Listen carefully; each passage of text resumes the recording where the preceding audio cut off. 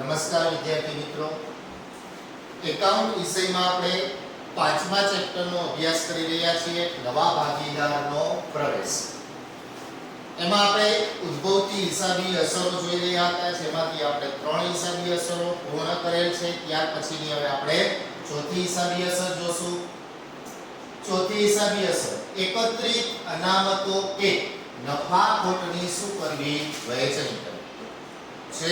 આ હિસાબી અસર છે એ આપણે વિગતવાર જોવાની જરૂર નથી, કારણ કે જે તમે ચોથા ચેપ્ટરમાં પુનર્ગઠન એમાં તમે લાભ અને ત્યાગના દાખલા ગણ્યા પછી તમને સરે કરાવેલું હતું કે એકત્રિત અનામતો કે નફા ખોટની શું કરવી, વહેંચણી, એની તમને આમનોંધ પણ કરાવેલ છે. આપણે આ આમનોંધની કઈ જરૂર નથી, પણ તમને એ ખબર પડવી જોઈએ કે એકત્રિત અનામત અને નફા ખોટની રકમ છે એ વિગતો કોને કહેવાય. જે આપણે 7મા ચેપ્ટરમાં પણ મેં તમને એનો ઉલ્લેખ દર્શાવ્યો હતો, એ જ બાબતો આપણે અહીં જોવાની છે. નવા ભાગીદારના પ્રવેશ સમયે પેઢીની એકત્રિત અનામતો કે નફા ખોટની રકમ છે એ જૂના ભાગીદારો વચ્ચે, કોના વચ્ચે, જૂના ભાગીદારો વચ્ચે કયા પ્રમાણમાં, તો કે જૂના પ્રમાણમાં. શા માટે આવું બનતું હોય, તો કે જ્યારે કોઈ પણ નવા ભાગીદારનો, માનો કે x અને y જૂના ભાગીદારો છે, z નવો ભાગીદાર પેઢીમાં પ્રવેશ થાય છે. હવે પેઢીમાં આવી કોઈ પણ એકત્રિત અનામતો છે. એકત્રિત અનામતો એટલે શું થયું, તો કે દર વર્ષે પેઢી પોતાના નફામાંથી થોડીક રકમ છે એ અલગ શું કરે, રાખી મૂકે. આવી અનામતો છે એ જુદા જુદા હેતુ માટે છે એ પેઢીમાં શું કરવામાં આવતી હોય, રાખવામાં આવતી હોય. પણ આવી અનામતો છે જે નફામાંથી રાખેલ છે, તો આવી અનામતો અત્યાર સુધી પેઢીમાં જે અનામતો પડી છે એ અનામતોમાં નવા ભાગીદારનો કોઈ હિસ્સો હોતો નથી, કારણ કે આ બંને ભાગીદારોએ પોતાના નફામાંથી અલગ રાખી મૂકેલ છે. તો જ્યારે પેઢીમાં કોઈ પણ નવો ભાગીદાર પેઢીમાં પ્રવેશશે ત્યારે આવી કોઈ પણ પ્રકારની અનામતો હશે, એ અનામતો માત્ર કોની હશે, જૂના ભાગીદારોની. તો આવી અનામતો છે એ આપણે જૂના ભાગીદારો વચ્ચે શું કરવાનું, તો કે જૂના પ્રમાણમાં શું કરી દેવાની, વેચી દેવાની. અને આપણે માત્ર યાદ એટલું જ રાખવાનું છે કે આવી કોઈ પણ અનામત આવે એ નફા ખોટની રકમ હોય તો આપણે જૂના ભાગીદારો વચ્ચે શું કરી દેવાનું, વેચી દેવાનું. તો એના માટેની તમારે માત્ર વિગતો જ યાદ રાખવાની છે કે અનામતો કયા કયા પ્રકારની હોય, નફા ખોટની રકમ છે એ કયા કયા પ્રકારની હોય, જે આપણે અગાઉ પણ જોઈ જ ગયા છીએ એ જ પ્રમાણે. છતાં હું અહીંયા પાછી બધી વિગતો તમને દર્શાવી દઉં એટલે તમને ખાલી યાદ આવી જાય કે કઈ કઈ વિગતો છે. તો આવી પેઢીમાં જે એકત્રિત અનામતો છે એ અનામતો કુલ 6 પ્રકારની અનામતો હોય. એક આવશે સામાન્ય અનામત, ત્યાર પછીની વિગત આવશે અનામત ભંડોળ, ત્યાર પછીની વિગત આવશે મૂડી અનામત, ત્યાર પછીની વિગત આવશે કારીગર અકસ્માત વળતર અનામત, પેઢીમાં કામ કરતા જે કર્મચારીઓ છે એ કર્મચારીઓ માટે. ત્યાર પછીની વિગત આવશે આકસ્મિક અનામત, કોઈ પણ અકસ્માત થાય તો એના માટે અલગથી અનામત રાખી મૂકેલ હોય. અને છઠ્ઠી વિગત આવશે રોકાણ વધઘટ અનામત.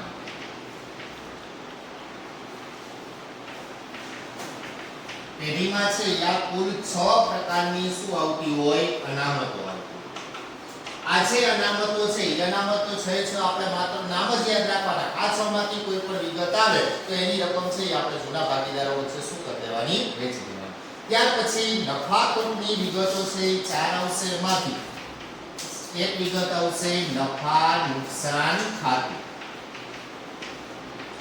એવી બાકી હોય જમા.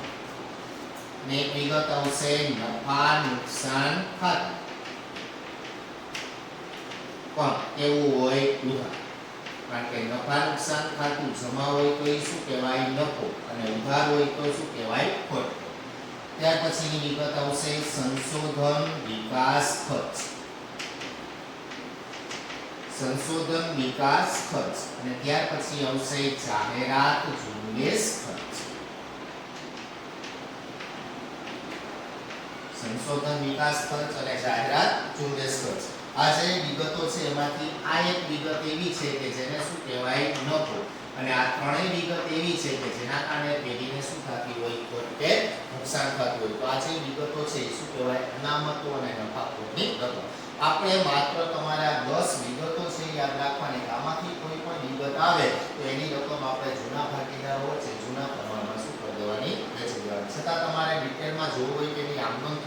થાય તો એની આમનો તમે ચોથા ચેપ્ટરમાં છે એ જોઈ ગયા. એ જ પ્રમાણે તમારે અહીં ધ્યાનમાં લેવાનું છે.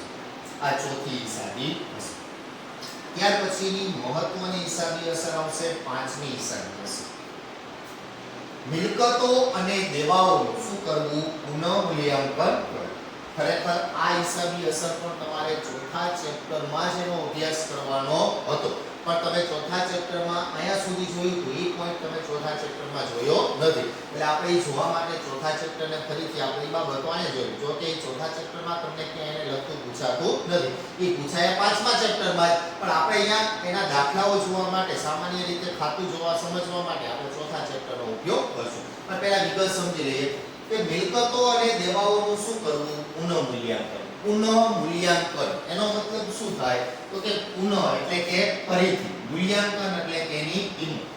એનો મતલબ કે પેઢીમાં જે કાંઈ પણ મિલકતો છે એ મિલકતોનું ફરીથી પાછું શું કરવું પડે? મૂલ્યાંકન આપવું પડે. તો આવું ક્યારે, શા માટે?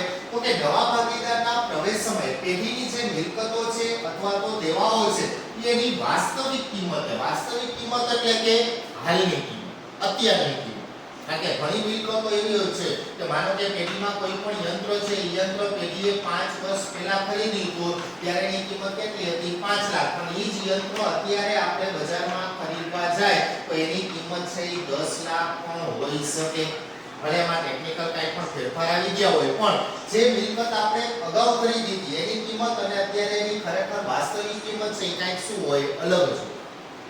તો જ્યારે કોઈ પણ નવો ભાગીદાર કદાચ એમાં 5 લાખ વેચ્યા હોય અને અમુક યંત્ર એવા પણ હોય કે જેની કિંમત 4 લાખ પણ થઈ ગઈ હોય, એટલે કે મિલકતની કિંમત વધી હોય અથવા તો મિલકતની કિંમત શું થઈ હોય? ઘટી પણ હોઈ શકે. બરાબર? એની વાસ્તવિક કિંમતને દર્શાવવા માટે આપણે મિલકતો અને દેવાઓનું શું કરવામાં આવે? પુનઃ મૂલ્યાંકન. અને એ પુનઃ મૂલ્યાંકન કરવા માટે એક મહત્વનું તમારે અહીંયા ખાતું તૈયાર કરવું પડશે. એ ખાતાને શેના તરીકે ઓળખવામાં આવશે? પુનઃ મૂલ્યાંકન ખાતું.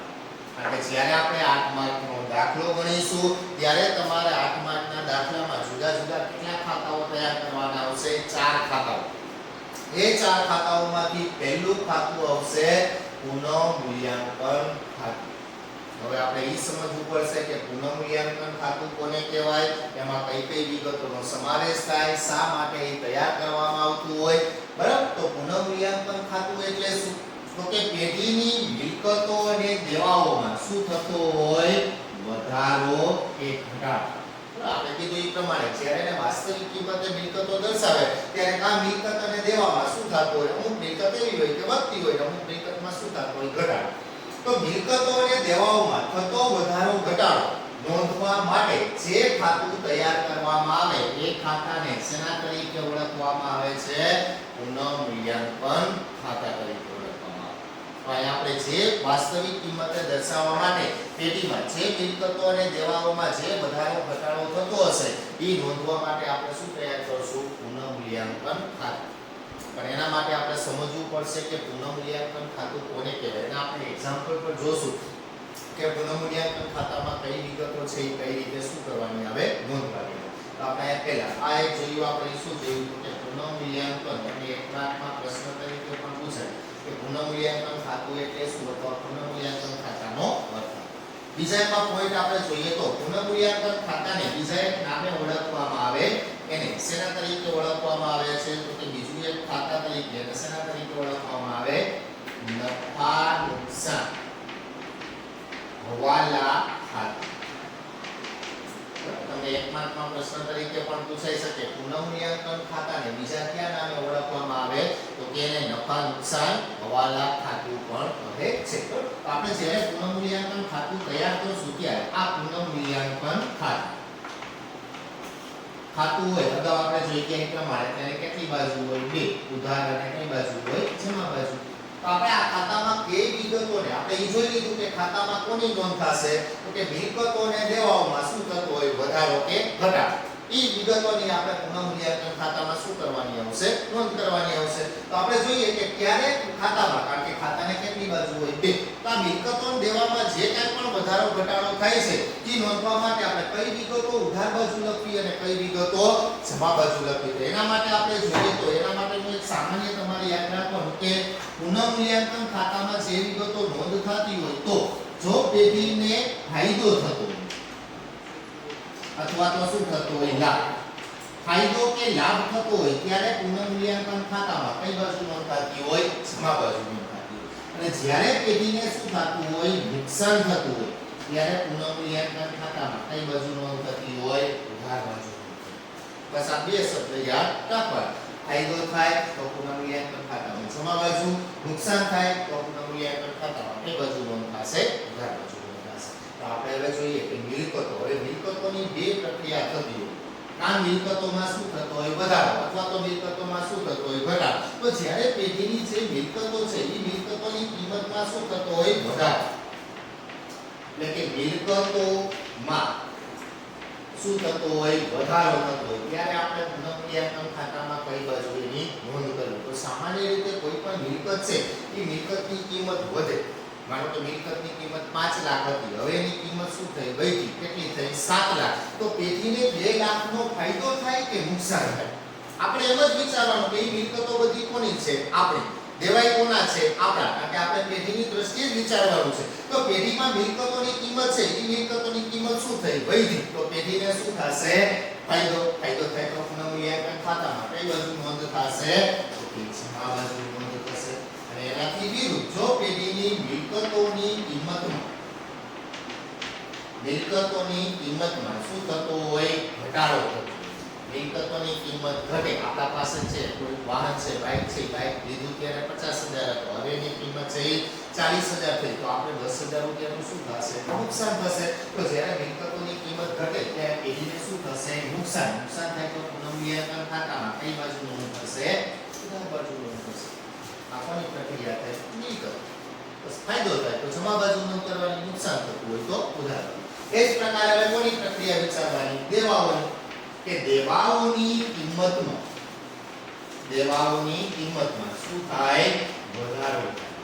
તો એમાં ખાસ ધ્યાન રાખજો, મિલકત કરતા દેવાની પ્રક્રિયા કેવી હોય? વિરુદ્ધ હોય. કારણ કે દેવા કોને કહેવાય? આપણે બીજાને પૈસા દેવાના છે. તો આ દેવાની કિંમતમાં શું થયો? વધારો. માનો કે આપણે કોકને 50,000 દેવાના છે, હવે એની કિંમત વધી, આપણે 70,000 દેવાના છે, તો આપણે 20,000 રૂપિયાનું શું થાય? તો કે શું થાય? નુકસાન થાય. નુકસાન થાય તો પુનઃમૂલ્યાંકન ખાતામાં કઈ બાજુ નોંધ થશે? ઉધાર બાજુ. મિલકત કરતા એની પ્રક્રિયા કેવી થઈ? વિરુદ્ધ. મિલકતની કિંમત વધી તો કઈ બાજુ? જમા બાજુ. કારણ કે આપણે ફાયદો થાય. દેવાઓની કિંમત વધે તો આપણે શું થશે? નુકસાન. તો કઈ બાજુ નોંધ કરવાની? ઉધાર બાજુ. અને એ જ રીતના દેવાઓની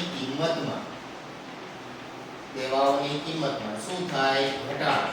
દેવાઓની કિંમત ઘટે તો કઈ બાજુ નોંધ થશે? જમા બાજુ. કારણ કે આપણે દેવાની રકમ છે ઓછી થશે, તો એનો મતલબ કે આપણે શું થશે? ફાયદો થશે. ફાયદો થાય તો પુનઃમૂલ્યાંકન ખાતામાં કઈ બાજુ નોંધ થશે? જમા બાજુ નોંધ થશે. આ મહત્વની 4 વિગતો કે જેની આપણે પુનઃમૂલ્યાંકન ખાતામાં શું કરવાની આવશે? નોંધ કરવાની આવશે. પણ આ સિવાય અમુક વિગતો આવશે, બરાબર, કે જેનો તમારે આમાં ખાતામાં નોંધ કરવાનો આવશે. જે 4 વિગતો આવશે જે અગાઉ પણ તમને ઘણી વખત કહી ગયા. ચૂકવવાનું બાકી, મળવાનું બાકી, અગાઉથી ચૂકવેલ અને અગાઉથી મળેલ. આપણે વાર્ષિક હિસાબ જોતી વખતે પણ ઘણી બાબતો આ ચારેય બાબતોને ધ્યાનમાં લેતા. તો આ 4 વિગતો છે કે જે ચૂકવવાનું બાકી, મળવાનું બાકી, અગાઉથી ચૂકવેલ અને અગાઉથી મળેલ. તો એની નોંધ પણ આપણે પુનઃમૂલ્યાંકન ખાતામાં કરવાની થશે. તો એમાંથી જે વિગતો છે એ વિગતોમાં એક કોઈ પણ ચૂકવવાના બાકી ખર્ચા અને કોઈ પણ ચૂકવવાના બાકી એટલે કે આપણે બીજાને શું કરવાના હોય? દેવાના હોય. અને અગાઉથી મળેલ આવક. બીજી બે બાબતો આવશે, મળવાની બાકી આવક અને અગાઉથી ચૂકવેલ ખર્ચ. આ 4 બાબતો છે એ પુનઃમૂલ્યાંકન ખાતામાં આપણે કઈ રીતના નોંધવી? બરાબર. તો ચૂકવવાના બાકી, સીધો શબ્દને જ વિચારો. આપણે બીજાને પૈસા ચૂકવવાના બાકી છે તો આપણે ફાયદો થાય કે નુકસાન? તો કે આપણે ચૂકવવાના બાકી છે તો આપણને શું થશે? નુકસાન. નુકસાન થાય તો પુનઃમૂલ્યાંકન ખાતામાં કઈ બાજુ નોંધ થશે? તો કે ઉધાર બાજુ. અને એ જ રીતના અગાઉથી મળેલ આવક. આપણે કોઈ પણ વ્યક્તિ પાસેથી અગાઉથી પૈસા મળી ગયા છે તો આપણે શું કરવાનું? તો કે એને પાછા શું કરવાના? દેવાના. તો પેઢીને શું થશે? નુકસાન. એટલે કે ચૂકવવાના બાકી હોય અને અગાઉથી મળેલ હોય તો એ બંને પેઢી માટે શું કહેવાય? નુકસાન. તો પુનઃમૂલ્યાંકન ખાતામાં કઈ બાજુ નોંધ થશે? ઉધાર બાજુ.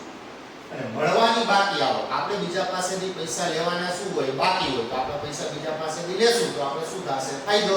ફાયદો થાય તો પુનઃમૂલ્યાંકન ખાતામાં કઈ બાજુ નોંધાશે, જમા બાજુ. અને અગાઉથી ચૂકવેલ, આપણે કોઈ પણ અન્ય વ્યક્તિને અગાઉથી ચૂકવી દીધા તો એના પાસેથી પાછા શું કરવાના, લેવાના, તો પેઢીને એટલો શું થશે, ફાયદો. ફાયદો થાય તો પુનઃમૂલ્યાંકન ખાતામાં કઈ બાજુ નોંધાશે, જમા બાજુ.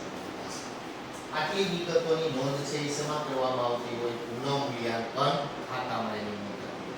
મિલકતો અને દેવાઓમાં જે વધારો ઘટાડો થતો હોય, ચૂકવવાના બાકી હોય, મળવાના બાકી હોય, અગાઉથી ચૂકવેલ અને અગાઉથી મળેલ. આપણે આના એક્ઝામ્પલ પણ જોશું એટલે તમને થોડોક વધુ ખ્યાલ આવી જશે કે કઈ રીતે પુનઃમૂલ્યાંકન ખાતામાં વિગતો શું કરવાની, નોંધવાની. અને આ બધી વિગતો નોંધાઈ જાય પછી પછી પુનઃમૂલ્યાંકન ખાતું છે શું કરવામાં આવતું હોય, બંધ કરવામાં આવે. બંધ કરે ત્યારે જો તફાવત છે એ ઉધાર બાજુ આવે તો પેઢીનું શું કહેવાય, નફો. અને જો તફાવત જમા બાજુ આવે તો એને શું કહેવાય, ખોટ. પણ એ જે નફો કે ખોટ આવશે એ નફા કે ખોટની રકમ છે એ આપણે ભાગીદારો વચ્ચે શું કરી દેવાની, વેચી દેવાની. પણ આ ખાસ ધ્યાન રાખજો કે જે પુનઃમૂલ્યાંકન ખાતાનું જે નફો કે ખોટ હશે એ ભાગીદારો વચ્ચે કયા પ્રમાણમાં વેચાશે, જૂના પ્રમાણમાં. એ ખાસ યાદ રાખજો કારણ કે એ નફો છે એ આપણે જૂના ભાગીદારો વચ્ચે અને જૂના પ્રમાણ મુજબ ભાગીદારો વચ્ચે શું કરવાનું આવશે, વેચવાનો આવશે. એક માર્કમાં તમને બધા પ્રશ્નો છે એક માર્કમાં પૂછી શકે. બરાબર, મિલકતોની કિંમતમાં વધારો થાય ત્યારે પુનઃમૂલ્યાંકન ખાતામાં કઈ બાજુ નોંધ થાય, તો ચોથા ચેપ્ટરમાં પૂછી શકે અને પાંચમા ચેપ્ટરમાં પણ પૂછી શકે કે પુનઃમૂલ્યાંકન ખાતાનો નફો કે ખોટ છે એ ભાગીદારો વચ્ચે કયા પ્રમાણમાં વેચાય છે અને કયા પ્રમાણમાં વેચવાનું હોય, જૂના પ્રમાણમાં. હવે એના આપણે એક્ઝામ્પલ, પુનઃમૂલ્યાંકન ખાતાના એક્ઝામ્પલ છે એ આપણે આગળ જોશું આવતા લેક્ચરમાં કે પુનઃમૂલ્યાંકન ખાતું કઈ રીતે તૈયાર કરવું. બરાબર, તમારે બધું ફેસબુકમાં જ લખવાનું છે. ચોથી હિસાબી અસર માત્ર વિગતો લખી નાખજો. પાંચમી હિસાબી અસરમાં આ માત્ર તમને ટૂંકમાં સ્વરૂપે એની સાથેનો ફોટો મોકલી દઈશ અને તમારા પુનઃમૂલ્યાંકન ખાતાનો મેં ખાલી મુખ્ય પોઈન્ટ જ લખ્યા છે એ તમારે વ્યવસ્થિત રીતે આખા શબ્દોમાં તમને સાથે ફોટો મોકલી શકે ટૂંકમાં સ્વરૂપે તમારે આખી બુક છે એ લખી નાખવાની રહેશે. નમસ્કાર વિદ્યાર્થી મિત્રો.